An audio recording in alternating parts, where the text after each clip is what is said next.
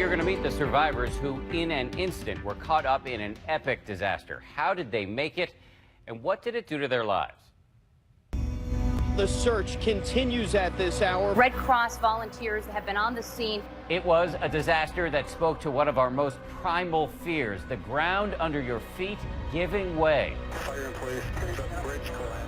August 1st, 2007, Minneapolis, Minnesota. The I-35 bridge, 115 feet up in the air, collapses seemingly out of nowhere. 13 people died.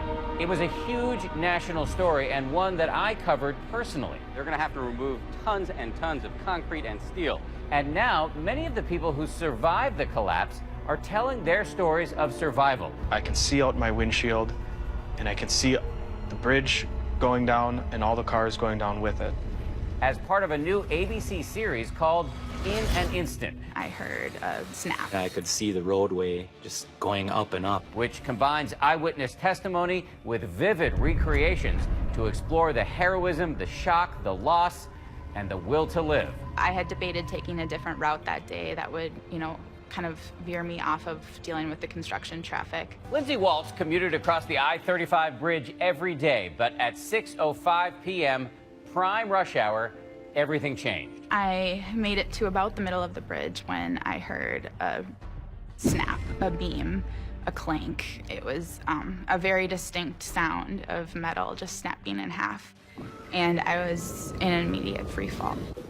Jeff Ringate was working construction on that bridge the day of the collapse. The next thing I knew, I was in the river, half laying on the bridge deck and half in the water. And then there was just people screaming everywhere. While Jeff watched the horror unfolding, which included a school bus dangling from the bridge, Lindsay was fighting for her life. I accepted that that was where I was going to die. I was knocked unconscious briefly. After I came to, I just got up. I pulled a few people out with that broom. One of those people Jeff saved was Lindsay. I kicked and I just hoped, and I reached the surface and I gasped for air. Hey, over here! Grab this broom. There you go. He saw me and he fished me out with a broom handle. I pulled her up out of the water, and she was hurt pretty bad from what I remember. You're all right, I got you. Okay? There was all kinds of chaos and noise above us. There was helicopters, there were sirens, there was smoke, there were, just everything. There are actually cars on the top of the bridge. Nicole Olson was at home watching live as her husband was fighting for his life during the collapse. The surreal feeling that you're in at that moment, that kind of almost like time standing still.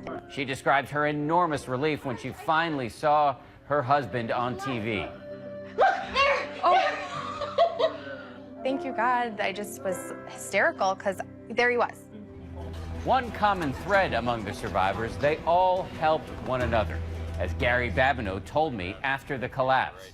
Are people throwing the H word at you for being a hero? It's what anyone really would do.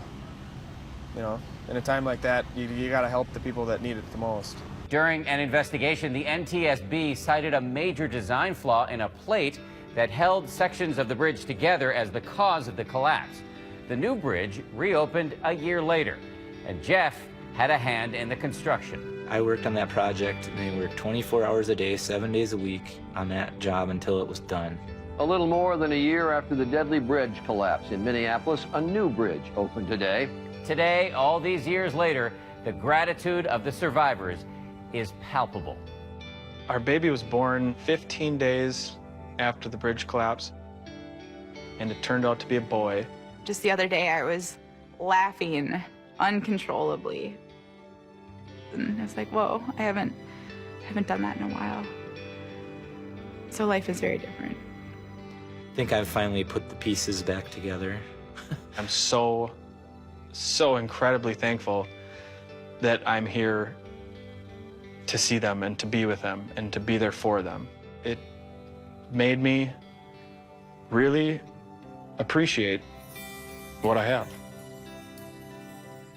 In an Instant premieres this Friday at 9 Eastern right here on ABC.